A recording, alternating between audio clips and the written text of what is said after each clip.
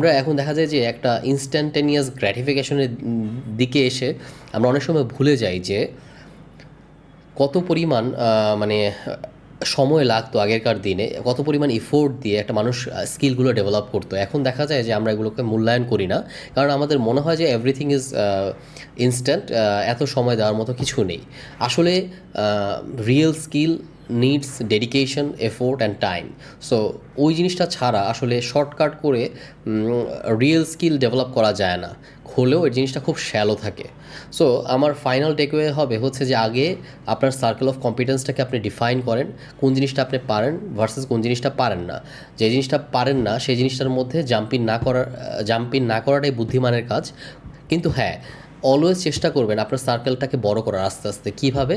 ওই যে আপনি যে সেক্টরে আছেন সেই সেক্টরের সাথে যে যে ছোটো ছোটো আরও আলাদা আলাদা ডোমেইন আপনি এক্সপান্ড করতে পারেন, করে আস্তে আস্তে আস্তে আস্তে ইনক্রিজ করতে করতে এমন দেখা যাবে যে অনেক সময় সার্কেলটা অনেক বড় হয়ে যায়। এবং এই সার্কেল অফ কম্পিটেন্স থিওরিটা না জানার কারণেই আমি আমার লাইফে অনেক বড় দেখা যায় যে অনেক সময় অনেক বড় রকমের হচ্ছে যে ব্লান্ডার করেছি। ইনফ্যাক্ট এখনও করি, অনেক সময় দেখা যায় যে সবসময় মনে থাকে না। সো এইটা মানে রিইটারেট করা অলওয়েজ যে না, ঠিক আছে, আমি এটা করতে পারি না, আমি আবার ট্রাই করব। ইনশাল্লাহ একদিন না একদিন আমাদের মধ্যে এই জিনিসগুলো আমাদের সেকেন্ড নেচার হয়ে যাবে।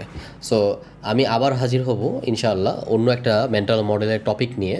Till then have a great time. আপনাদের মধ্যে যদি মনে হয় যে কারো এই ভিডিওটা তাদের জন্য হেল্পফুল হতে পারে, আপনারা প্লিজ হচ্ছে এটা শেয়ার করবেন, লাইক করবেন, কমেন্ট করবেন এবং শেয়ার করবেন, এবং আমাকে জানাবেন যে আপনাদের এই কন্টেন্টগুলো কেমন লাগছে, কিভাবে আসলে ইমপ্রুভ করা যায়। আমি ট্রাই করব।